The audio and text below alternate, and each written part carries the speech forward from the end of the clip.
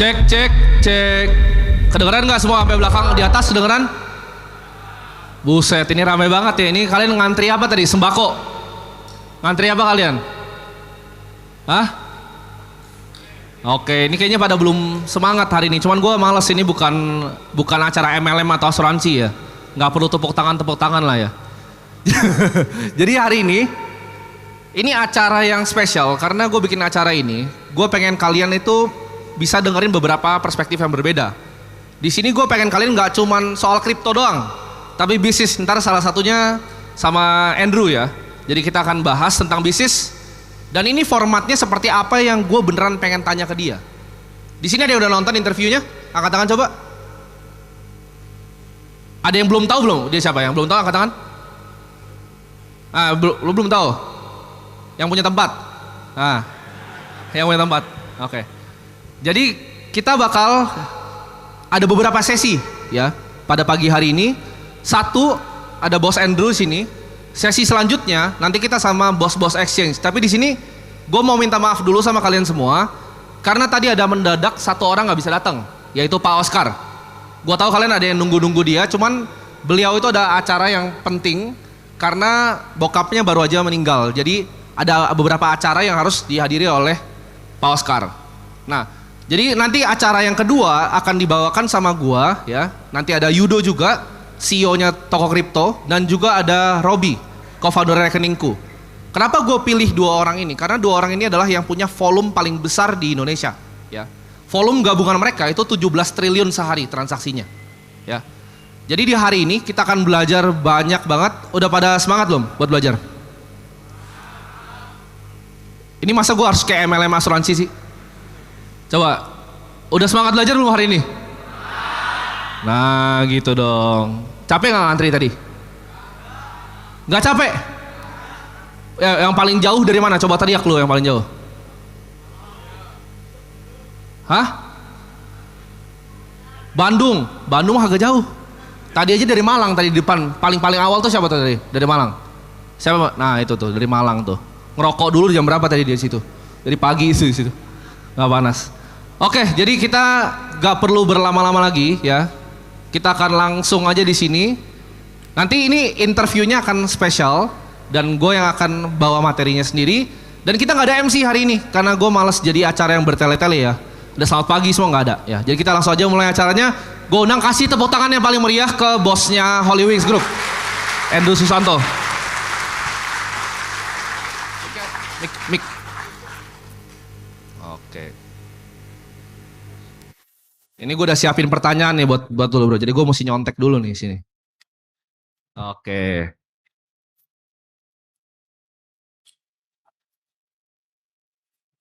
Gimana kabarnya bro? Baik. Baru pertama kita di HW siang-siang ya berarti. Biasa selalu ketemunya malam ya. Akhirnya gue lihat Bro Timothy ngomong di depan umum. Biasanya di YouTube doang. Jadi Bro Andrew ini dulu pernah bilang gue. Dulu sebelum dia ikut salah satu seminar ya tentang ngobrol, lu tuh dulu takut bro ya, kalau misalnya sama orang banyak gitu, 1, 1, 2 itu beneran bro? Beneran, sebelumnya perkenalkan ya, saya Andrew, saya kenal sama Bro Timothy ini, saya yang DM waktu itu. Saya lihat YouTube-nya pada saat saya nge-gym, jadi saya setiap pagi itu saya nge-gym sambil lihat YouTube-nya orang-orang. Waktu itu saya nge-gym, saya lihat YouTube-nya Bro Timothy, saya lihat itu blow my mind gitu, kayak bener-bener gila, anak ini gila banget gitu. Pikirannya berbeda sama orang lain. Langsung saya DM. Saya nggak peduli orang DM tuh orang balas atau enggak, saya nggak peduli. Soalnya DM tuh gratis gitu loh. Kebetulan dibalas sama dia, terus saya ajak ketemu ngobrol untuk tukar pikiran. Jadi itu memotivasi saya, menginspirasi saya cara berpikir dia. Itu pertama kali kita kenal sih supaya teman-teman tahu. Jadi sebenarnya itu menarik sih bro, karena semangat belajar itu yang bahkan gue nggak lihat di orang lain. Karena jujur ya, misalnya gue bikin konten gratis sama partner gue juga, kadang banyak yang komen tuh kayak ini mah nggak jelas nih. Tapi sedangkan lo aja yang udah punya HW Group ya kan, punya salah satu gadai paling besar di Indonesia, itu mau belajar terus dari semua orang. Punya mentalitas kayak gitu tuh dari mana sih bro? Saya suka sih, saya suka belajar sebenarnya. Saya lihat itu orang nggak semuanya tertarik gitu. Kita kan lihat YouTube, nggak mungkin kalian semua lihatnya cuma Bro Timothy doang. Pasti lihat beberapa pembicara yang kalian suka dan ada yang kalian nggak suka kan. Yang nggak suka di skip, yang suka kan akan kita lihat terus. Itu kayak gimana ya? Kayak berasa mendapatkan sesuatu yang baru itu kayak enak gitu hidupnya, jadi kayak lebih semangat sih kalau sesuai dengan yang kita mau gitu. Kayak saya rasa juga Bro Timothy juga lihat kan siapa yang suka gitu. Omongannya masuk di kita akan denger terus gitu. Oke, menarik banget. Normal sih, kayaknya semua orang harusnya gitu ya. Cuman ada orang yang memang nggak mau belajar. Contohnya, misalnya ada orang yang nggak mau datang gitu biasanya ke seminar gitu kan, karena dia ngerasa oh ini nggak ada bergunanya, gue udah pinter itu. Sedangkan lu cerita sama gue bro, lu datengin banyak ya seminar, dan ada bahkan yang merubah hidup lu. Itu menurut lu pandangan lu gimana tentang orang yang apakah mereka haus ilmu gitu, harus haus ilmu? Gini. Ada sih beberapa, ya mungkin banyak ya orang yang merasa sudah pinter terus nggak mau dengerin orang gitu loh. Tapi nanti pada saatnya dia akan kepentok bahwa ternyata aku belum pinter, ternyata banyak orang yang lebih pinter. Ternyata aku harus belajar. Pada saatnya akan ada hari itu gitu. Cuma mendingan daripada nunggu hari itu, segera temukan hari itu secepat mungkin. Kalau bisa hari ini gitu. Kalau bisa besok cepat gitu, cepat belajar, cepat bisa, cepat kaya gitu. Cepat belajar, cepat bisa, cepat kaya ya. Oke, karena gue pengen cepat kaya, jadi gue yang nanya aja di sini ya. Ini pertanyaan dari gue pribadi. Kita kan udah bahas banyak itu ya. Jadi buat yang belum nonton nanti kalian nonton dulu di YouTube gue. Itu kita bahas banyak tentang bisnis. Tapi ini sebenarnya lanjutan ya. Jadi bisa dibilang part 2 yang gue belum sempet tanyain. Kan itu ada stepnya bro. Dalam bisnis dan dalam uang itu ada level-levelnya ya kan. Ada HNWI ya, $1 juta pertama. Nah itu struggle lu apa bro yang bisa break dari HNWI sampai akhirnya bisa ke 300M and beyond? Itu perbedaan di otaknya apa itu? Karena gue rasa dari 1M ke 15-nya udah beda tuh orangnya pasti. Ya kan? Dari 0 sampai 1M aja udah beda tuh. Nah ini bedanya apa bro? Perlu apa di otak kita bisa nyampe situ? Oke. Disclaimer dulu nih ya. Jadi biasanya kalau saya diundang atau siapapun diundang ke podcast atau ketemu orang itu, biasanya kita itu dikasih kisi-kisi orang itu rata-rata. Supaya kalian tahu behind the scenes ya. Biasanya itu dikasih kisi-kisi. Pertanyaannya nanti tentang 1, 2, 3, 4, 5 ini ya. Nanti kita kembangkan di sana. Khusus Bro Timothy ini gak mau ngasih dia. Udah nanti kita di sana. Jadi kita gak bisa mempersiapkan apa-apa. Jadi kita apa adanya aja. Gak tahu harus bilang gak tahu, tahu bilang gak tahu. Ini pun gak dibilangin. Yang part 1 pun gak dikasih tahu, pokoknya nanti, pokoknya bro, pokoknya nanti aja bro. Ini khusus dia doang yang kayak gini. Jadi kalau lu kosong, lu gak bakal bisa ngomong apa-apa. Karena kalau orang yang udah disiapin disclaimernya itu, dia akan Google dulu kan. Jadi dia tinggal ngomong apa yang ada di Google gitu. Ini khusus remote ini agak-agak. Jadi saya harus agak-agak ngarang-ngarang ini tapi gak boleh ketahuan gitu. Enggak lah, saya akan cerita apa yang saya tahu gitu kira-kira. HNWI itu kan berapa? 1 juta ya? $1 juta. Jadi pertanyaannya itu dari HNWI ke UHNWI gitu ya. UHNWI itu berapa ya? 300, 500 lah. 500 miliar ya? Iya, miliar. 15 miliar menjadi 500 miliar. Apa yang berubah apa? Yang paling mendasar berubah itu adalah 15 miliar itu orang investasinya di yang aman. Deposito, udah pasti itu. Orang yang duitnya 15 miliar rata-rata, udah pasti banyaknya di deposito. Karena dia takut miskin lagi. Dia udah di zona nyaman, punya 15M ini udah nyaman. Mobilnya udah Lexus, mobilnya udah BMW, mobilnya udah Mercy. Dia gak mau balik lagi jadi kaya. Jadi dia harus aman, dia taruh deposito, dia kalau ditawarin investasi oleh orang lain, dia lebih cenderung untuk menolak, gak membuka pikiran. Tapi begitu uang kamu sudah di 3 digit miliar, itu lebih membuka pikiran. Resikonya apa? Kalau saya nggak masuk, rugi. Saya mendingan gini, saya mendingan rugi berinvestasi daripada saya nggak berinvestasi, duit saya diem. Lebih ke situ. Opportunity cost berarti. Ya, opportunity itu sayang kalau saya nggak masuk. Walaupun ini bisa berdarah-darah, tapi kalau jadi bisa jackpot, saya mendingan ambil itu. Itu pikirannya UHNWI. Jadi yang bisa berubah itu adalah jackpot ya? Ya. Oke. Kan waktu itu dulu kan, lu itu melihat peluang waktu 2020, tepatnya di ini, Holy Wings Group. Lu invest dana di sana kan, untuk jadi pemegang saham. Apakah itu termasuk salah satu play-nya gitu? Berani, di saat waktu itu COVID, mungkin orang gak ada yang berani taruh duit sebanyak itu bro. Ya. Di satu tempat. Jadi saya masuk di Holy Wings Group ini kan tahun 2020 tuh. Gak ada yang berani masuk karena restorannya tutup gitu. Dia pada saat itu dia menjual holdingnya. Murah enggak? Enggak. Mahal enggak? Enggak. Just the fair price. Tapi itu dijual pada saat itu. Kalau kamu nunggu restorannya dibuka, terus kamu mau beli, ya bisa mungkin. Tapi harganya mahal atau mungkin tidak dijual gitu loh. Kalau nunggu di IPO ya mungkin akan harganya udah sesuai dengan harga IPO itu udah mahal gitu. Jadi mendingan saya memberanikan diri, rugi pun nggak apa-apa, tapi tetap dihitung ya. Daripada nggak berani untuk masuk gitu loh. Toh juga uangnya itu ada gitu. Mau ditaruh deposito mau sampai kapan gitu. Jadi itu perbedaan dari HNWI yang cuma $1 juta sama yang puluhan juta dolar ya. Kira-kira gitu. Dia berani masuk. Nah, berani masuknya itu terukurnya seperti apa, bro? Karena kan lu juga salah satu owner di Atlas juga kan. Itu kan modalnya luar biasa besar ya. Kenapa berani gitu waktu itu buka di Bali, di Canggu? Apa keyakinan lu, oh ini mungkin balik modal? Oh ya, saya pertama kali masuk kan Atlas dulu sebelum holdingnya Holy Wings saya masuk di Atlas dulu. Salah satu outletnya Holy Wings. Kenapa saya berani masuk? Karena dia buka beach club terbesar di Bali.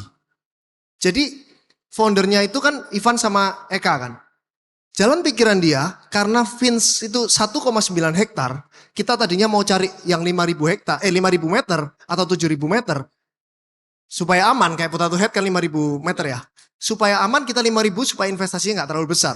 Tapi jalan pikiran mereka adalah itu nggak aman. Kalau mau aman harus lebih besar dari dia. Udah nggak mungkin sepi gitu loh.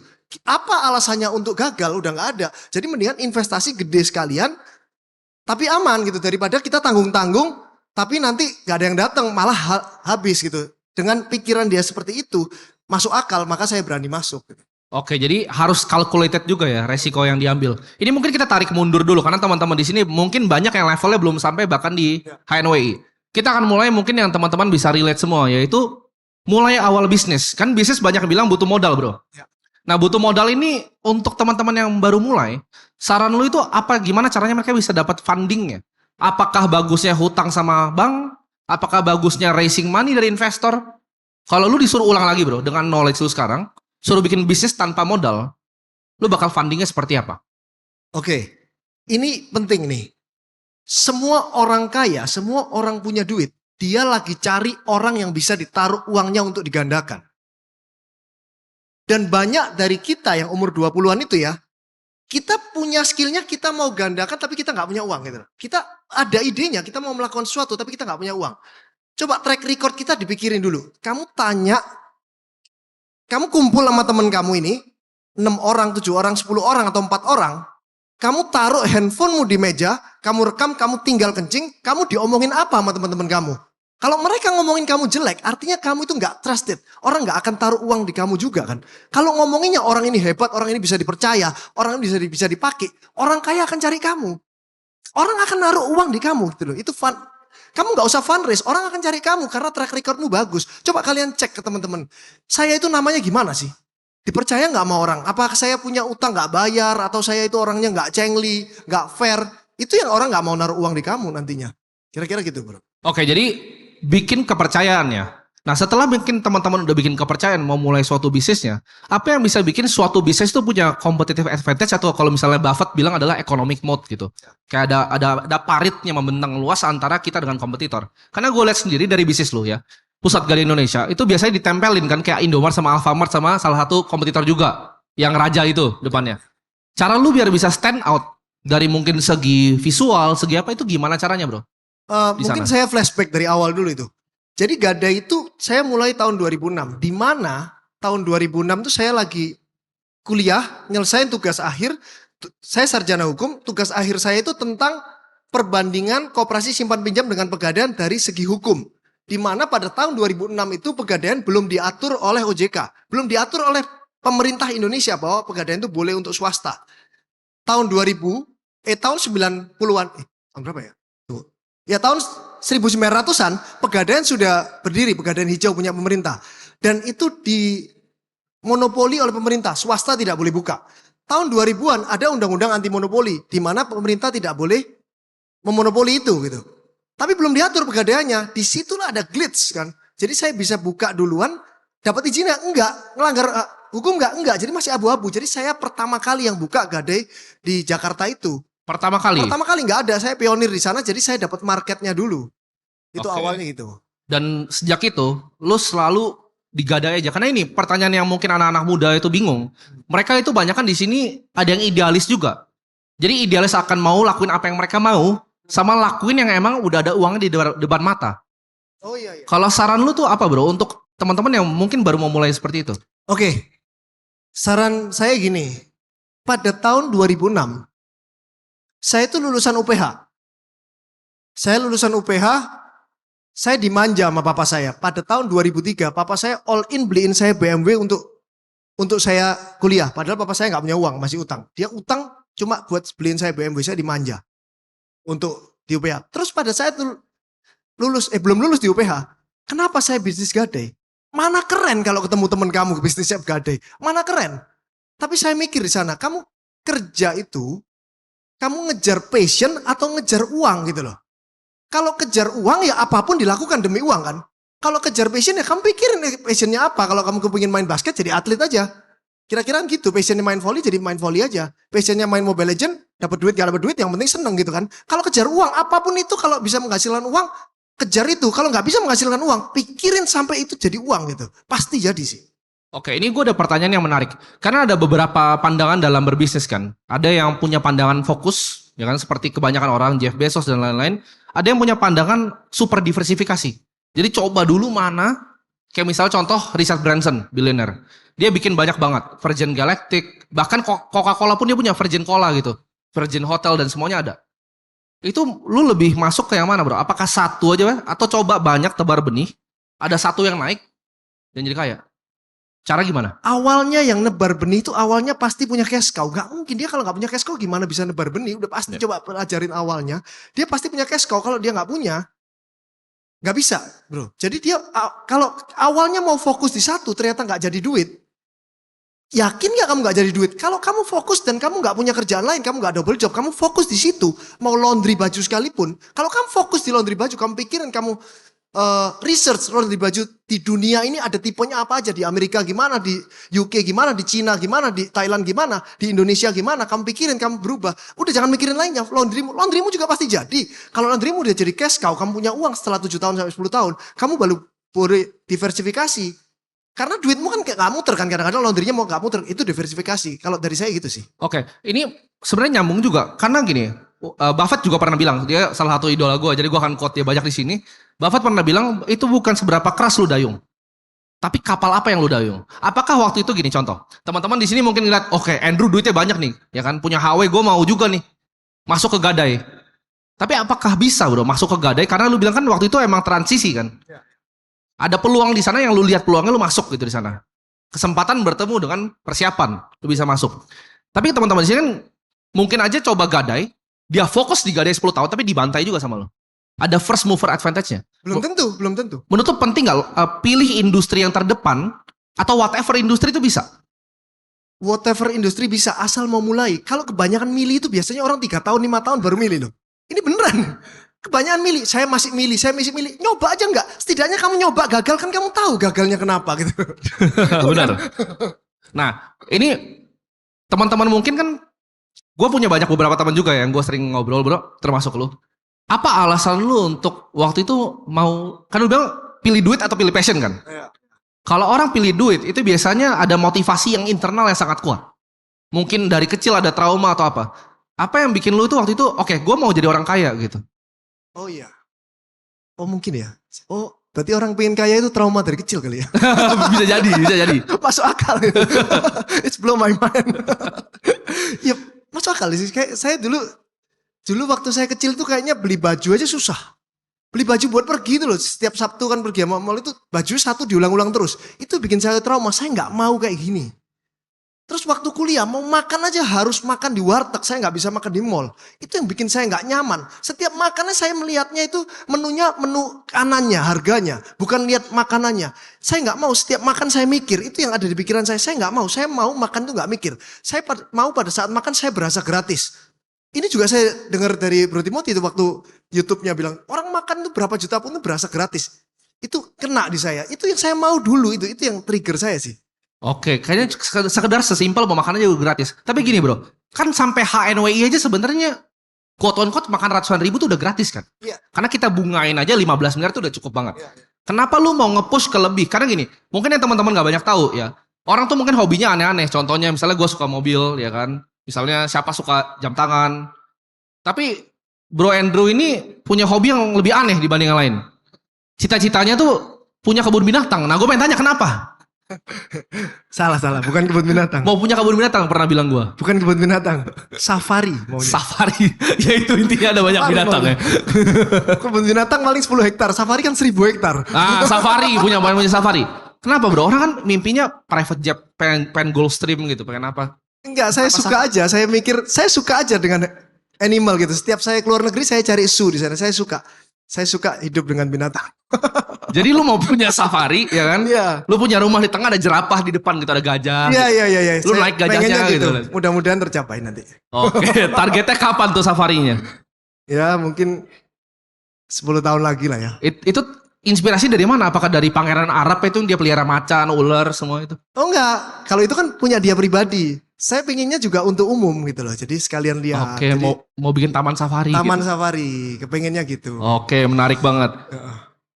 Kalau selain makanan doang, ada pain point apa gak sih yang dulu lu tuh ngerasain gitu? Sampai lu pengen seperti hal ini.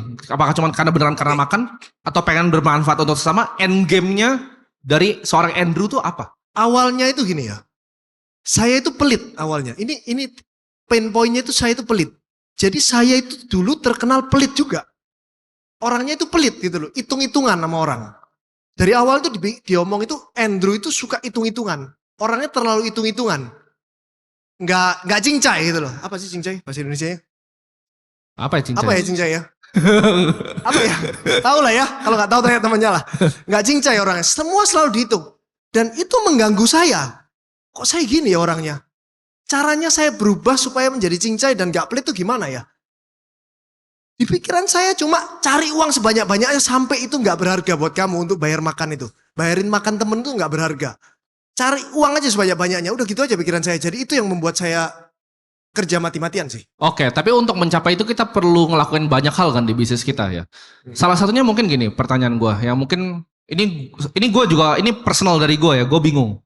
Gimana caranya lu tuh ngatur, karena gini, Bro Andrew itu adalah salah satu gue anggap mentor ya. Dia banyak kasih gue saran di bisnis gue yang gue terapin dan hasilnya berhasil. Cara lu ngukur keberhasilan itu seperti apa? Contohnya dari KPI kah, OKR, apa yang lu kerjain sistemnya di tim lu untuk ngukur apa yang lu kerjain itu berhasil. Biasanya apa? Jadi setiap kali saya ngasih tugas ke tim, apa yang ada di pikiran saya itu langsung saya kasih tugas ke tim. Jadi bukan kasih ke orang ya, harus ke tim. Beberapa orang bikin tim, kasih. Terus itu nggak bisa ngasih doang. Justru yang paling penting katanya Pak Jokowi apa? Manajemen controlling. Jadi pada saat ngasih, setiap hari itu dia awasi. Hari ini kamu dapat apa? Besok dapat apa? Besok dapat apa? Itu dicek terus. Ditanyain terus, diributin terus orangnya sore ini. Jadi orangnya itu terpaksa kerja. Walaupun terpaksa, jadi terpaksa. Daripada saya ditanya terus saya nggak enak. Itu yang paling penting, controllingnya. Kebanyakan orang cuma ngasih tugas doang. Terus seminggu lagi ditanyain gimana sih kamu kok gak beres? Ya gimana gak dikontrol, orang Indonesia suka dikontrol kok. Pak Jokowi aja bilang manajemen kontrol itu penting. Tapi gimana caranya assert control itu yang gak berlebihan atau memang berlebih itu gak masalah? Tim kita itu ditanya aja, udah stres. Kita nanya aja sampai mana kerjaannya, udah stres. Kalau kita gak nanya, dikirain kayaknya bapak lupa deh. Jadi gak perlu sampai gitu. Udah sampai mana hari ini? Bikin grup di WA itu loh. Sore ditanyain itu. Itu benar tadi pagi sampai tadi pagi saya masih nge-gym dan lihat YouTube-nya Bro Timothy untuk persiapan ini. Saya lihat dulu. Dia bilang, orang yang HNWI atau HNWI itu nggak mau terima telepon. Saya kayaknya udah dari 10 tahun lalu semua telepon yang masuk saya reject. Mau karyawan mau apa saya reject, nggak mau saya. Kenapa kamu telepon? Bahkan kalau telepon terus saya angkat, saya marahin. Kenapa sih kamu harus telepon? Kenapa nggak WA aja sih? Kalau WA saya bisa terima WA 10, 12 WA saya bisa balas di saat yang bersamaan. Dan WA yang nggak penting saya bisa balas nantinya. Kalau orang telepon saya dengerin orang basa-basi, saya miss itu WA 1, 2, 3, 4 yang nggak kebalas gitu loh. Itu masuk. Oke, cara scalingnya gimana tapi? Untuk misalnya karyawan yang 10 gitu, 100 dan 1000 kan mainnya beda. Sedangkan lu punya PGI sekarang berapa cabangnya? 800 cabang ya. Itu kira-kira karyawan berapa total semua? 3.000 kurang lebih. 3.000 karyawan plus HW Group karyawan berapa itu? 6.000 mungkin ya. 6.000 berarti sekitar 9.000 ya. Hampir 10.000 karyawan lo. Itu cara scaling ke sana, gimana caranya? Karena gini, gue ngerasa gue udah pernah bikin company yang sampai 100-an karyawan. Dan itu belepotan habis total, gue gak ngerti apa-apa. Iya, iya. Anak 19 tahun punya karyawan 100, pusing gue ngurusnya. Sekarang gue lagi scaling down lagi. Dan gimana caranya gue bisa scale sampai tadi ribuan dengan cara yang tepat? Ya, cara yang tepat banyak. Cara yang cepat yang susah. Kalau tepat banyak. Saya dulu waktu 2006 sampai 2016, mungkin 10 tahun, saya nggak punya teman. Teman saya itu semua karyawan saya. Saya pergi minum sama karyawan saya. Saya pergi keluar kota sama karyawan saya. Saya ke Bali sama karyawan saya. Mabok pun sama karyawan saya. Pergi kemana pun sama karyawan saya. Sehingga saya punya tim yang bondingnya sangat kuat. Jadi pada saat karyawan saya 10, 100 ribu, mereka yang sama saya di atasan tuh berpikiran seperti saya. Dia akan menjaga company saya seperti saya gitu loh. Karena saya hubungannya deket banget. Jadi kalau mungkin Bro Timothy 19, karyawannya 100, itu karena dalam waktu yang sangat singkat. Jadi bondingnya belum dapat, itu susah. Kecuali dikasih saham mungkin Bro. Nah oke, ini nyambung banget nih ke pertanyaan selanjut gue. Dari ngasih saham. Ini adalah permasalahan manajemen dari zaman dulu, dari zamannya Julius Caesar. Namanya principal agent problem. Di mana seorang karyawan biasanya kalau profesional ditempatkan di suatu perusahaan, even level TBK itu banyak terjadi. Begitu foundernya keluar, sahamnya udah TBK nih yang di luar negeri, CEO-nya nih banyak gerogotin uang dari dalam dan macam-macam caranya dia. Ada untuk inilah, untuk itulah keluar. Jadi banyak banget problemnya, ya. Itu gimana caranya solve antara karyawan itu dikasih insentifnya seperti apa? Kapan karyawan harus dikasih saham? Kapan harus dikasih options? Kapan harus cuma digaji aja tapi lebih besar? Cara insentifin karyawan buat mikir kayak owner. Itu gimana caranya bro? Itu kamu ngasih gaji besar dengan fasilitas cukup, bener. Kasih saham juga bener. Bisa bener, bisa salah. Kalau kamu kasih saham ke orang yang salah, kamu terikat. Kamu kasih saham juga ada caranya loh. Kasih saham tapi kamu harus kerja sekian puluh tahun dengan hasil segini setiap tahun. Maka sahammu nanti akan hangus kalau kamu tidak ini. Kalau kamu double job, kamu mikirin lain akan hangus. Itu semua termsnya harus ada. Kalau kamu asal kasih saham, terus perusahaannya gak perform, terus dia merasa percuma saya dapat saham juga gak dapat apa-apa. Terus dividen juga diputar terus, saya hidup juga susah. Bisa jadi salah. Jadi itu harus ada triknya, harus dipelajarin dulu semuanya. Jangan asal-asalan, kamu saya kasih saham ya 10% ya kamu jalanin ya. Kamu enak, kamu gak keluar modal udah kamu jalanin. Belum tentu dia mau. Ya mau sih pasti, belum tentu jalan tapi kan. Oke. Ini pertanyaan menarik. Kan banyak tuh yang di luar sana bilang, oke, gue bisa bikin bisnis kalian tuh pasti autopilot. Ya kan, itu kata-kata yang banyak banget tuh dipakai motivator. Gue itu tahu Andrew dan tahu kerjanya dia kayak gimana. Lu masuk kantor jam berapa pagi bro? Sebelum jam 8 saya udah sampai kantor. Pernah bolong berapa kali? Dalam berapa? 20 tahun kerja lebih? Bolongnya berapa kali tuh? Saya kerja 17 tahun ya. 17 tahun ya.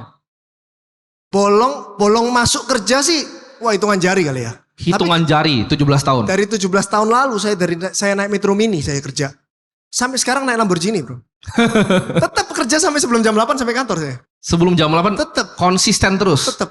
Gimana caranya punya persistence yang kayak gitu? Karena jujur gue aja kadang susah. Karena saya morning person ya kebetulan. Jadi pada saat saya kerja jam 8, jam 9, jam 10 itu banyak banget hal yang bisa saya lakukan. Saya kerja 2 jam 8 sampai 10 itu mungkin sama kayak kerja 100 jam di jam 5 sampai jam 1 ke atas gitu.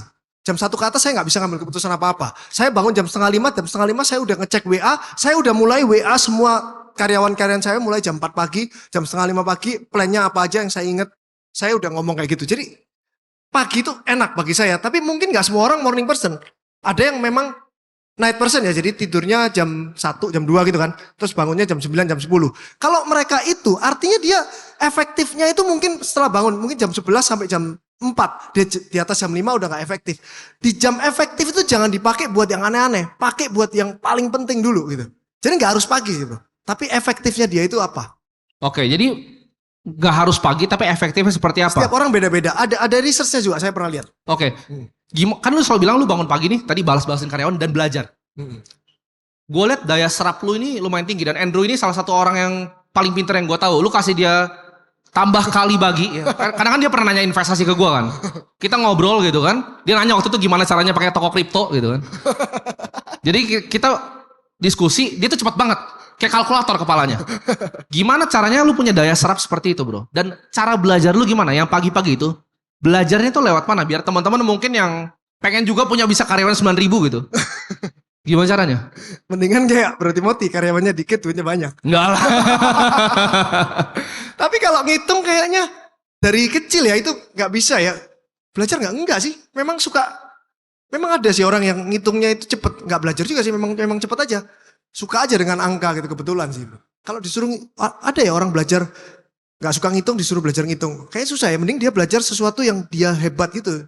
Expert di sana sih. Jadi kalau misal punya kelemahan justru nggak usah dibenerin, tapi fokus banget dia. Oh dibenerin supaya menjadi medium.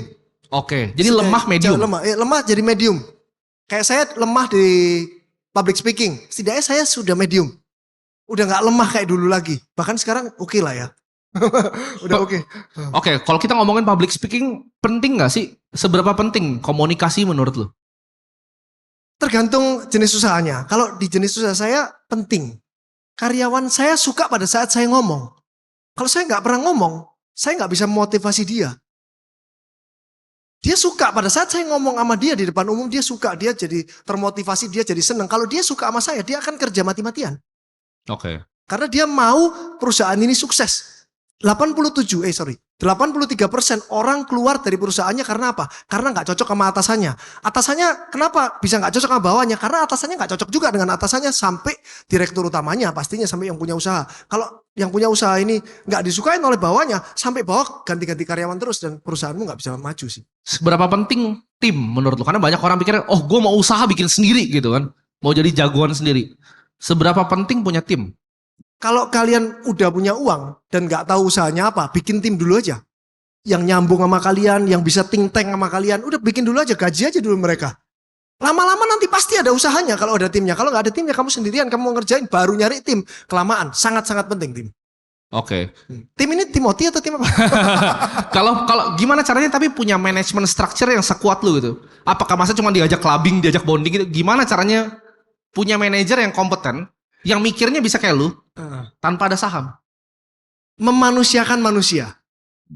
Mereka itu manusia. Jadi perlakukan mereka seperti manusia gitu loh. Jangan dianggap mereka itu sebagai ini alat untuk gua cari uang. Pikirnya gitu doang aja. Saya senang, mereka harus senang pokoknya. Itu kuncinya sih. Tapi ya tetap butuh waktu yang panjang. Makanya butuh waktu yang panjang untuk punya manajemen yang kuat. Makanya mulainya dari sekarang gitu loh tim. Jangan nunggu nanti deh, kayaknya belum siap, nanti deh. Akhirnya nanti terus. Saya mulai kerja kan pada saat saya skripsi. Skripsi saya bisa nggak waktu itu handle tim saya? Nggak bisa, tim saya juga waktu itu mungkin nggak suka sama saya. Bapak ini ngaco lah apa. Tapi kan belajar, mulainya kan nggak telat gitu loh. Nggak mungkin saya dulu waktu umur 21 karyawan saya udah suka sama saya, belum tentu. Oke. Gitu.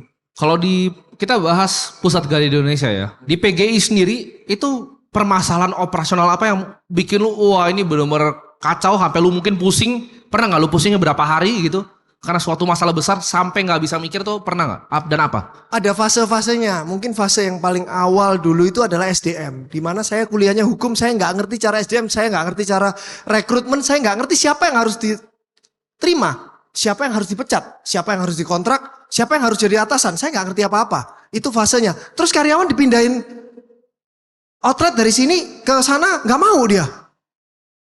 Manja gitu. Saya bingung gimana ya kalau nggak mau, berarti harus cari yang mau ya.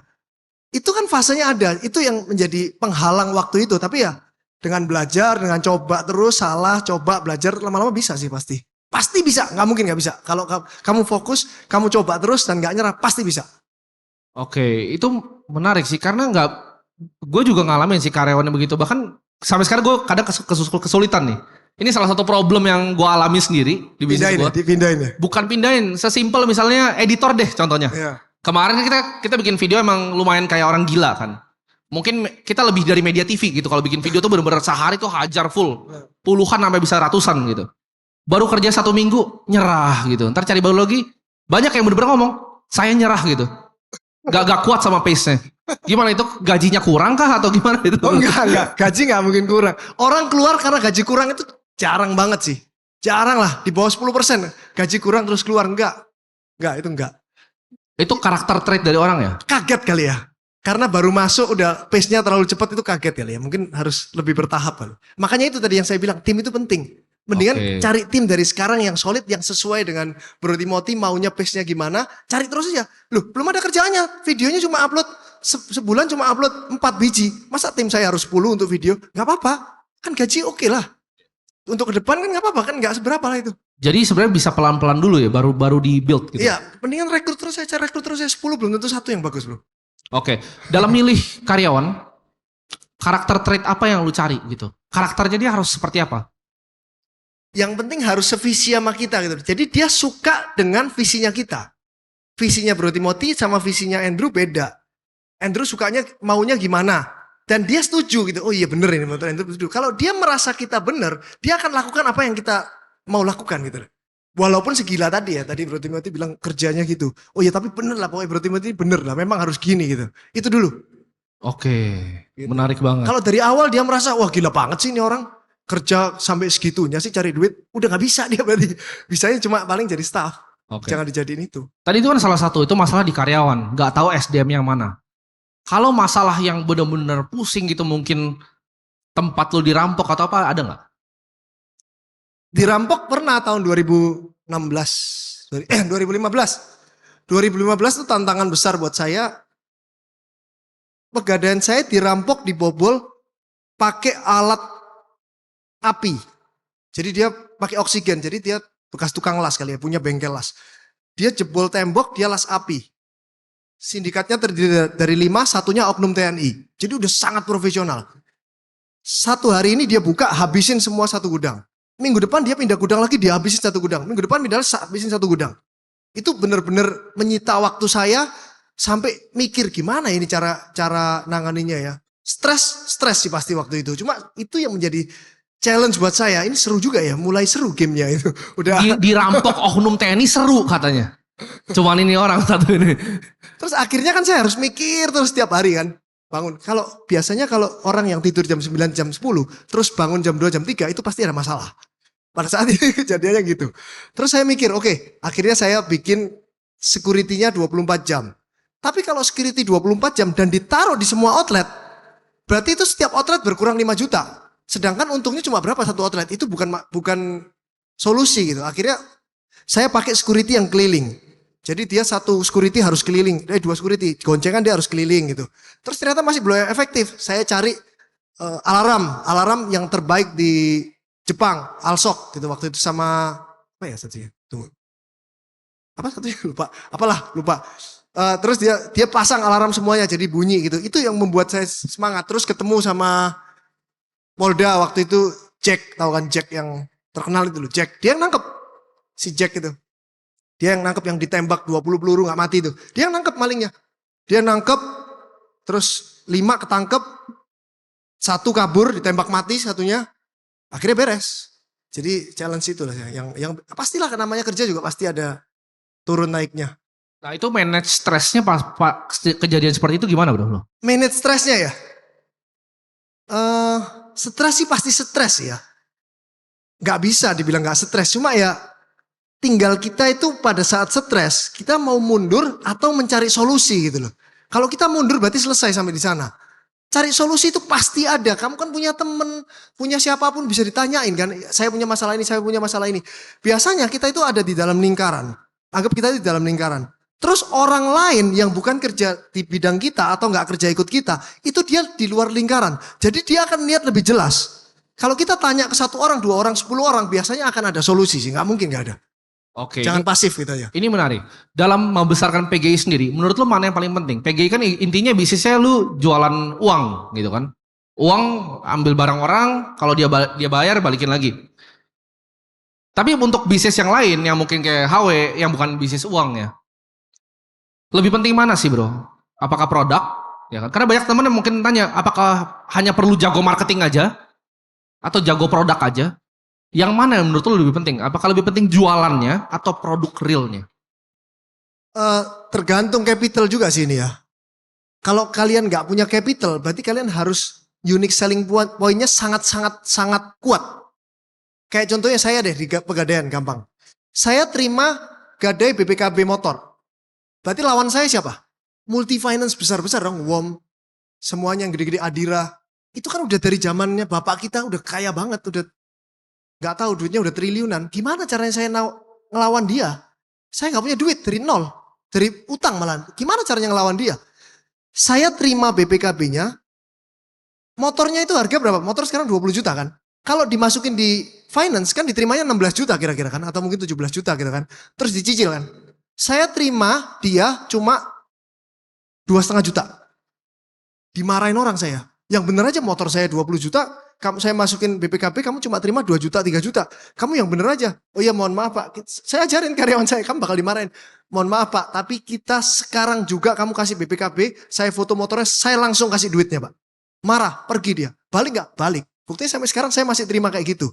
Jadi yang Warm Finance gak mau dan lain-lain gak mau masih ke saya. Bahkan yang Warm Finance mau, tapi males dengan dicek rumahnya, slip gajinya dan lain-lain. Saya juga cuma butuh duit 2 juta, 3 juta. Saya cuma perlu duit 2 minggu, 4 minggu, bahkan 2 bulan di sana harus tahun. Akhirnya masuk dan cuma saya yang melakukan itu pada saat itu. Gitu. Jadi kalau itu masih berjalan sampai sekarang? Jadi kalau misalnya motornya dia nggak balikin tuh duit setengahnya, motor tahan?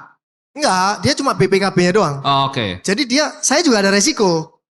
Tapi masa sih motor 20 juta dia minjem 2 juta, dia kan nggak bisa jual motornya nanti. Dia kalau mau ngurus BPKB hilang berarti satu, melanggar hukum, memberikan pernyataan surat palsu. Kedua, bikin BPKB duplikat itu juga kira-kira 2,5 juta juga. Kira-kira ngapain mendingan saya tebus gitu.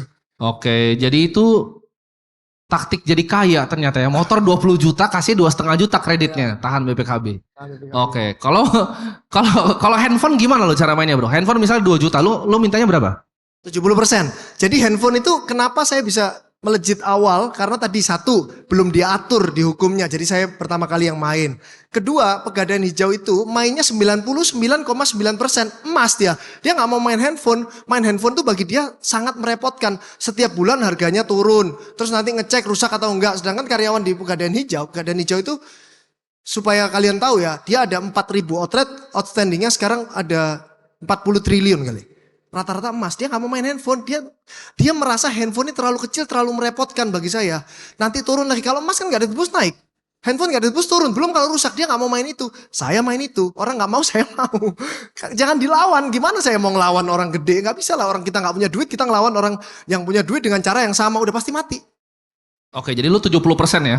Jadi kalau misalnya handphone 10 juta, lu kasih 7 juta? Kasih 7 juta. Kalau dia gak bayar 7 jutanya handphonenya? Kalau dia nggak bayar kita tunggu terus kita jual. Tunggu terus jual? Kita jualnya pun ada Sinar Mutiara kan. Sinar Mutiara itu tempat handphone yang nggak ditebus di seluruh pusat gadai Indonesia. Di sana pun bisa cari uang lagi saya. Yang nggak ditebus itu kan ada reseller datang gitu. Saya nggak nanganin end user bahkan. Cuma reseller doang. Reseller saya itu ada ribuan. Yang aktif mungkin ratusan ya. Reseller saya dari kenal saya itu saya tanganin semua dulu. Dulu saya kerja. Saya sampai nanganin, saya kenal semua, saya makan Indomie bareng dia. Sama reseller saya. Dari dia cuma punya uang 3 juta, sekarang punya rumah 3 miliar. Semua saya ngajarin, bahkan saya ajarin caranya dia jualan. Yang paling benar adalah membina pedagang-pedagang kecil itu menjadi gede. Kalau kita cuma cari pedagang gede doang, terbatas di Indonesia. Sekarang handphone second, laptop second yang terbesar di Indonesia. Pasti Sinar Mutiara, pasti saya. Nomor 2-nya siapa? Nggak ada, jauh banget udah. Ya pasti, karena lu nadahin barang. Makanya. Putarannya berapa bro sebulan itu? Berapa handphone sama berapa laptop yang lo ambil sebulan? Sekarang mungkin di atas, ya kurang lebih 50.000 unit. 50.000 unit ya? Second, paling orang lain toko paling berapa sih? Lempar 1.000 aja udah dibilang gede banget. Saya bisa 50.000 unit. Second setiap bulan bisa seperti itu. Bayangin 50.000 unit anggap berapa sih? 70M misalnya. 1 bulan 70M. Resellernya untung berapa? 10% paling. 7M sebulan reseller saya untungnya. Bagi-bagi 100 orang berapa? 70 juta satu orang. Berarti ada yang untungnya 200 juta, ada yang 70 juta. Ada yang untung 500 juta, ada yang untung 30 juta. Reseller saya kayak gitu. Mulainya modal 3 juta. 7M saya kasih ke orang. Saya bisa aja kerjain sendiri. Jadi lu sebenarnya ini Pegadaian kayak bank microfinance. Kalau gue ngeliatnya kayak bank micro, tapi nggak ada NPL-nya gitu. Karena kalau dia nggak bayar, udah handphonenya langsung gue jual, cuan juga gue gitu. Betul. Jadi itu bisnis yang pasti untung. Dia mau kasih uang lu untung, dia nggak kasih uang, handphonenya lu ambil lu untung juga. Betul. Itu ternyata rahasianya Andrew jadi kaya. Karena dia punya bank yang nggak ada NPL-nya. Karena kalau di bank kan ada non performing loan tuh, ya kan misalnya 3%, 2% gagal bayar. Atau nggak kalau misalnya kredit kan orang cari-cari gitu. Jadi kalau gadai lebih enak justru ya. Jadi gini, kalau bank itu atau multi finance itu based on people, dia mikirnya. Orang ini bisa dipinjemin berapa? Setiap orang, setiap kepala berbeda-beda. Walaupun dia punya jaminan tanah, jaminan mobil, BPKB, belum tentu dia dipinjemin sama bank. Karena based on people, bukan kolateralnya, bukan jaminannya. People ini sanggupnya kita ngasih berapa. Terus ada bunga banknya, anggap sekitar bunganya mungkin 24% atau 20% gampangnya. 20%, di 20%-nya itu ada untuk resiko banknya, anggap resikonya 3%. 3% diambil, 17% adalah untung bank. 3% diambil untuk apa? Untuk bayar orang yang nggak bayar. Kan dia minjemin 10 orang, ada yang nggak bayar 1 orang. 1 orang ini kan rugi banknya. Dari 3% itu diambil untuk bayarin orang yang nggak bayar ini. Karena ada NPL-nya. Di handphone juga gitu. Handphone ini kan elektronik saya. Kan ada yang rusak pasti, nggak mungkin nggak rusak. Namanya elektronik. Dari bunganya itu juga harus disisihkan berapa persen untuk kerugian yang rusak itu NPL-nya. Kira-kira gitu. Jadi setiap usaha pasti ada gitu-gitunya. Oke. Manajemen resiko lah itu namanya. Gue ada pertanyaan yang menarik nih. Nggak tahu udah pernah ditanya atau belum. Kalau lu disuruh pilih 3 orang untuk ketemu, ngobrol, bener-bener ngobrol lama nih, 1 jam 2 jam. Boleh hidup, boleh udah meninggal, boleh tokoh lama 1000 tahun lalu. 3 orang, lu pilih siapa? Berapa jam sama dia? Nggak bebas lah, semalaman gitu. Dapat makan malam. Pak Jokowi pasti nomor 1. Nomor 1 Pak Jokowi. Pasti. Boleh dikasih alasannya kenapa? Dia bermain catur dengan indah. Oke, jadi politik pilih siapa nih? Jadi politik ini, jangan. Saya ikut yang di ruangan ini apa aja saya apa. Biar aman. Pak Jokowi lah pasti. Dia bisa memimpin 10 tahun Indonesia. Nggak ada gejolak. Semuanya adem ayem. Yang tadinya musuh jadi teman. Yang tadinya teman jadi bisa kerja bareng. Wah gila luar biasa. Dan semuanya yang kesel bisa jadi baik. Nggak semua orang yang kesel sama dia bisa jadi teman. Terus bisa jadi baik. Itu skill yang dipunyain oleh sangat-sangat sedikit orang kan. Kita kalau kesel sama orang biasanya, wah awas lu ya, enggak. Kita mau ambil hatinya orang itu dan berhasil. Oke, ini kan lu pernah cerita bro. Dulu Andrew tuh orangnya nggak seperti ini. Dulu juga ada orang lebih ngegas, lebih belak-belakan gitu kan. Menurut tuh style kepemimpinan, kan kita lihat ada banyak kan. Kayak contoh presiden di US aja ada yang gayanya mungkin kayak Joe Biden. Ada juga yang kayak Donald Trump. Indonesia juga ada yang menang ya, Jokowi. Dan juga ada yang lain gitu gayanya. Saran lu seperti apa bro? Untuk orang tuh komunikasi ke publik. Apakah lebih baik ambil yang tengah kan gini? Kalau misalnya begitu kan gak ada fans yang terlalu kanan, gak ada yang terlalu kiri nih. Jadi ibaratnya orang bukan cinta banget, bukan mau bunuh, tapi ambil di tengah. Itu gimana pandangan lu? Jadi tergantung kamu mau, ini kan jadi content creator jadinya. Tergantung, kalau kayak Bro Timothy ini kan stylenya Ahok dia. Iya kan? Lu kerja bener, temen gue, lu gak kerja bodoh amat, lu bodoh berarti kan gitu kan dia. Stylenya Ahok dia. Berarti kalau orang yang suka banget sama Timothy akan suka banget. Orang yang kesel banget akan kesel banget gitu loh. Jadi followernya gak akan banyak, tapi followernya dikit, tapi bener-bener suka banget sama kontennya dia gitu loh. Beda sama Pak Jokowi yang semuanya dia main di tahap aman gitu loh. Jadi dia di tengah, gak ada yang terlalu ekstrim kiri, gak ada yang terlalu ekstrim kanan. Jadi dia aman.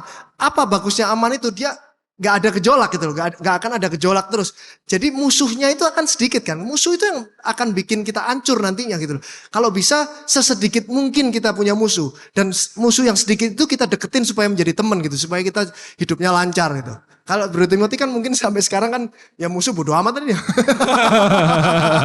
Oke, 1 Pak Jokowi ya. Kedua ya. Siapa ya?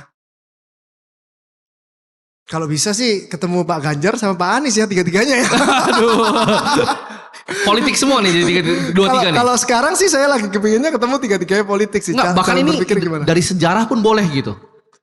Mau Napoleon boleh, mau siapa boleh dari sejarah. Nggak ada yang dari sejarah. Ada sih kalau dipikirin ya. Genghis Khan gitu, Hitler gitu nggak? Oh iya, masuk akal juga ya.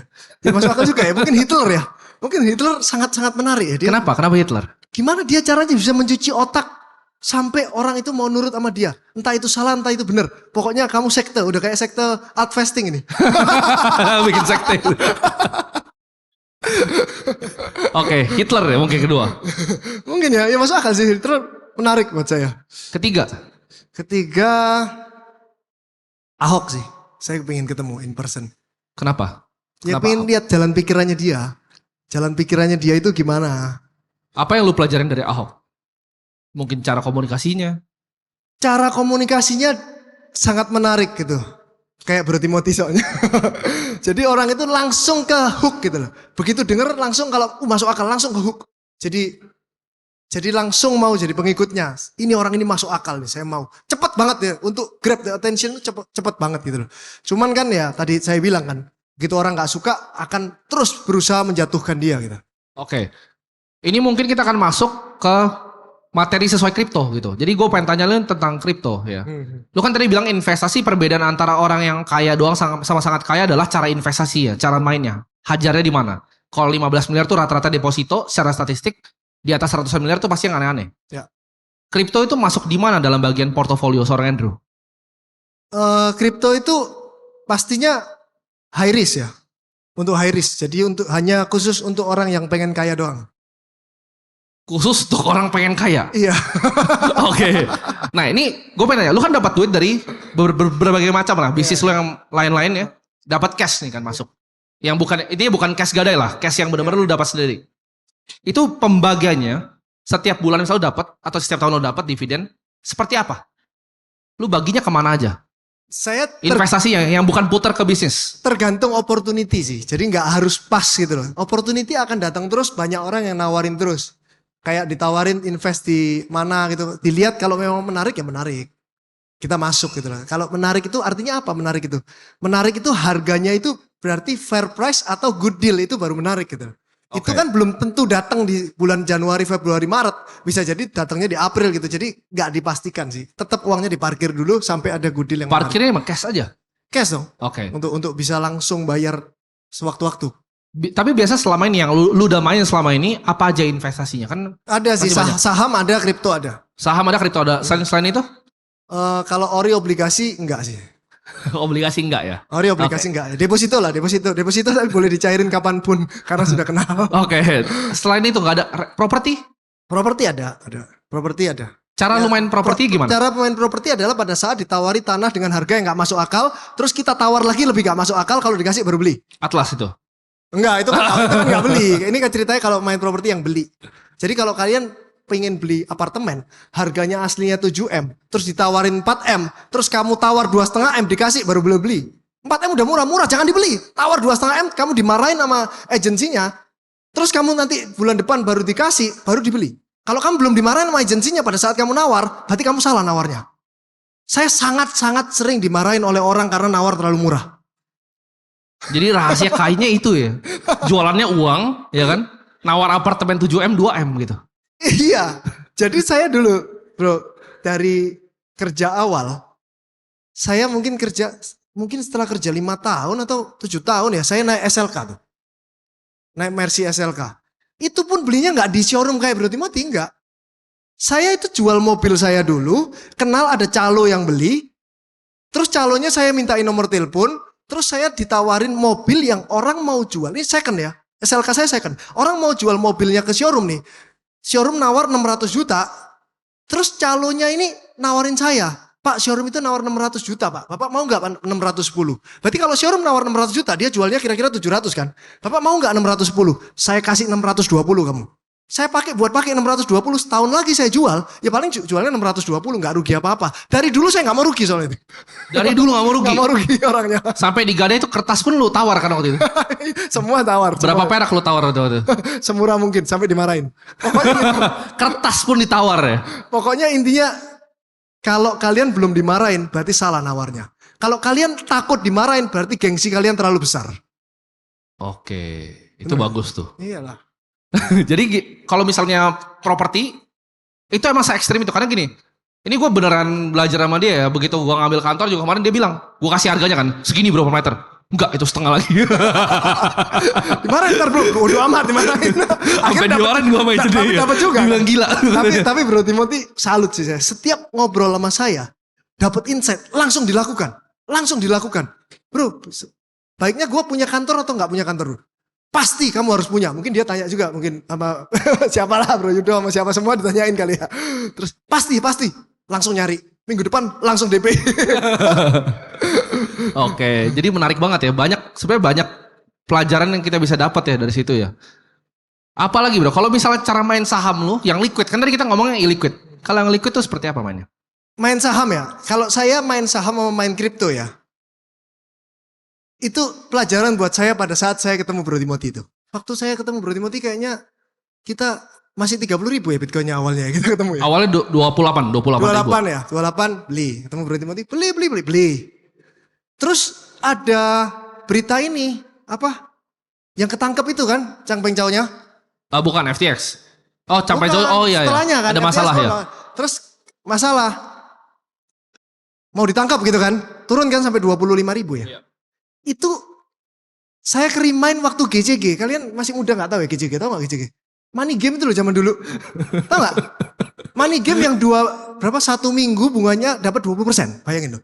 Lu taruh 1 M, seminggu kemudian 200 juta. Jadi 1 bulan 80%. Itu money game berjalan lumayan tuh. Lama. Terus waktu itu masuk money game saya. Masuk 2 M waktu itu. 1 M kalau gak salah. Untung serakah kan. Tembak terus. Terus ada beritanya. Bosnya itu ketangkep. Ada fotonya dia ketangkep. Waktu dia ketangkep masih ditawarin. Mau gak dicairin? Leader itu mau gak dicairin? Saya masih bayar. Masih serakah. Gak mau. Tetap gak mau. Akhirnya 2 minggu kemudian hilang jadi 0 duitnya. Nah terus waktu saya ini kejadian Changpeng Chow itu. Ketangkep. Mau ditangkap bukan ketangkap ya, sorry. Keinget itu. Wah gila dulu duit gue hilang 1 M tuh. Keinget kan? Gue jual 26.000 deh. Gue jual 26.000 udah rugi kan? Jualnya semua lagi. Rugi kan? Terus ngobrol-ngobrol Bro Timothy lagi. Waktu udah naik di 30.000. Naik kan waktu itu naik 30.000 kan? Beli lagi 30.000. Karena buruan katanya bentar lagi. Beli lagi banyak lagi. 30.000 turun lagi loh. Turun lagi kan? Habis 30.000 turun lagi jadi 27.000. Iya kan? Turun lagi 27.000 loh. Terus gue mikir nih. Wah ini gue udah hilang duit. Ini gue jual gak ya gue mikir gitu. Terus gue pikirin.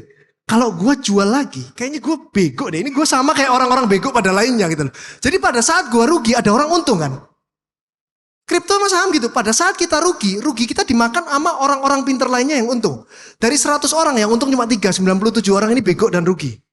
Gue gak mau jadi orang itu. Jadi gak gue jual. Bodoh amat kali ini gue gak akan pencet jual.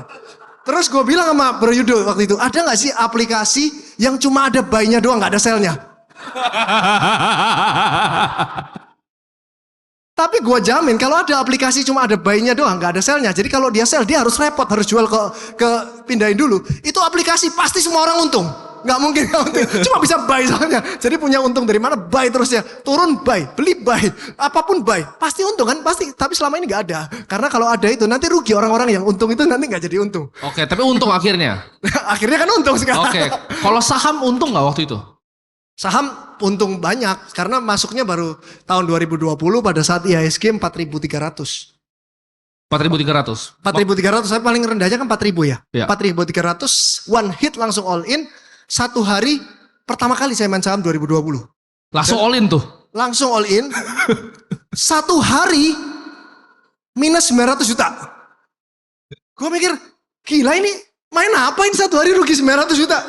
Agak gak bisa tidur ya waktu itu ya. Ini istri saya gak bisa tidur juga. Masa sehari rugi 900 juta ini? Udah biarin aja kata istri saya. Tidur lagi besoknya. Dari minus 900 juta jadi minus 1,2 M. Ini gila ini, main saham kayak gini. Akhirnya terakhir jualnya di 10 bulan kemudian di 6.300. Jadi untung 87%. Saham apa itu waktu itu? Oh banyak, waktu itu semua dibeli. Jadi one hit buy, one hit sell. Beli semua ya tuh. One hit buy, one hit sell. Untungnya kalau beli Lamborghini Revuelto yang sekarang plus McLaren-nya Bro Timothy masih ada kembalinya. Masih ada kembali, untungnya saham ya, luar biasa. Nah, saham terakhir yang lu beli apa bro? Terakhir ya? Terakhir beli apa saham? Saham terakhir yang beli, wah Goto. Dampaknya gimana itu bro? Hasilnya gimana bro? Jadi saya beli Goto itu lihat orangnya, nggak lihat fundamentalnya. Saya lihat orangnya, tapi sampai sekarang masih yakin. Masih yakin ya? Masih yakin gak mau jual. Di 56 masih yakin? Masih yakin gak mau jual. Siap. Sampai 50 gak mau jual. Pasar nego gak mau jual juga? Gak mau jual pokoknya. Kalau kripto strategi lu apa sekarang? Udah beli aja terus? Kalau kripto ya, pokoknya gini. Siapin mental, ada mental, buy. Pokoknya gak boleh sell aja pokoknya. Sampai 12.000, 9.000 jangan di sell. Buy pokoknya. Kan ada uang harus dari lainnya dong. Iya. Pokoknya buy terus. Kalau kamu banyak buy sell, nanti yang untung Pak Yudo. Kacau. Gini bro, gue lagi bujukin dia sebenarnya untuk jadi sellernya Indonesia. Gue bilang cuannya PGI udah hajar aja Iya, semua masuk Bitcoin. terus. Ya itu buy doang kan, Dia itu untung menarik. udah 17 triliun loh bro. Makanya karena buy Ini doang. buy doang Pernah nggak dia sell? Gak pernah. Makanya. Itu harus ditiru itu. Coba selnya kamu rusakin gitu kalau bisa. Buy doang terus. Pasti untung. Kalau buy sell yang untung ini di sini. Iya. Tapi kalau ikut bro alt vesting kan harus buy sell dulu kan, take profit kan. Kalau saya agak nggak setuju, gak apa-apa ya di sini nggak setuju. Gak apa-apa. Boleh ya sharing ya? Boleh. Soalnya menurut saya gini ya, insight saya ya, misalnya kamu ada 10.000 gitu ya, terus untung 3%, 10.300 gitu ya. Ya. Terus kan take profit kan, ngomongnya take profit untuk 3%-nya itu kan. Artinya menurut saya ya, menurut pandangan saya, kalau take profit itu kan menurut kita itu berarti bentar lagi turun dong. Kalau bentar lagi naik ngapain di take profit, biarin aja. Menurut saya ini bentar lagi turun nih, jadi take profit aja, gitu kan. Kalau menurut kamu take profit, menurut kamu bentar lagi turun, jual aja semuanya, jangan take profit. Nanti waktu turun kamu beli aja semuanya, kan untungnya lebih gede. Kalau itu pandangan saya, pandangan bodoh-bodohan saya. Sebenarnya setuju sih. Kalau gue juga ngambil prinsip di mana kalau gue sangat long term kan view-nya. Gue cari yang emang bisa dipupuk sampai panjang. Sebenarnya dia juga bro investing ini juga sebenarnya seperti itu. Seperti itu. Dia malah lebih ekstrim ini. Lebih ekstrim ya. Dia cari koin yang 0,000 berapa sampai $1 kayak gitu. Menarik ya. Oke. Jadi strategi lu ke depannya mungkin akan tetap sama. Liquid kripto saham, kalau ada diskon besar masuk properti. Apapun diskon besar masuk sih, nggak harus properti. Bisa jadi apapun lah, banyak kok tawaran. Banyak tawaran yang bisa masuk diskon besar, atau mungkin nggak diskon besar tapi itu bidang yang baru terus kita bisa belajar juga saya masuk. Oke, bidang baru yang bisa belajar pun tetap masuk ya. Ada pesan terakhir nggak untuk teman-teman yang mungkin baru mau mulai bisnis atau boleh saran tentang investasi buat mereka? Ini mungkin teman-teman tadi banyak yang ketawa ya, kita guyonan di sini. Tapi Bro Andrew ini aslinya masuknya tuh sangat terkalkulasi. Jadi nggak sengasal yang dia bilang. Jadi jangan ditelan mentah-mentah ya. Ada saran nggak Bro? Teman-teman di sini kan udah pasti orang-orang yang pengen kaya semuanya. Kalau nggak mungkin hari Minggu pagi ke sini ikut Bro Timothy. Semua followernya Bro Timothy itu, baik yang komen maupun nggak komen, itu semua orang yang sebelum saya mati saya harus kaya. Benar nggak sih? Bener nggak? Suaranya segitu dong, bener nggak? Saya rasa gitu kan. Nah, sekarang coba refleksi diri. Beneran nggak sih kalian itu harus kaya? Maksud saya gitu. Kalau memang beneran harus kaya, bukan di mulut doang, artinya kalian akan melakukan semua hal yang tidak membunuhmu. Apa yang nggak bikin kamu mati, sengsara, menderita, kamu akan lakukan. Tapi coba pikirin, kalau sengsara menderita kayaknya enggak deh, itu kayaknya bukan buat saya deh. Gampang deh. Public speaking, ngomong di depan umum. Wah itu enggak saya, bukan saya banget, yang enggak mau deh. Mendingan saya mati daripada saya public speaking. Berarti kalian enggak harus kaya kayaknya gitu loh. Kalau kalian sesuatu yang tidak membunuhmu dan itu bagus buat kamu dan kamu mau melakukan walaupun kamu di depan cuma gagap doang dan kamu lakukan itu, berarti kamu memang beneran harus kaya dan kamu akan kaya. Gitu aja dari saya. Oke, kasih tepuk tangan yang paling meriah buat Bro Andrew Susanto. Thank you Bro. Thank you. Ada plakatnya dari panitia? Bentar Bro, ada. Oh, boleh. Sambil kita nunggu ini, ada yang mau nanya nggak? Ini jarang nih, nanya sama triliuner nih. Ada yang mau nanya? Ah, boleh tuh lo angkat tangan. Teriak aja. Ya, atau maju? Boleh maju sini. Ayo maju. Bentar, sesi tanya jawab dulu. Sini.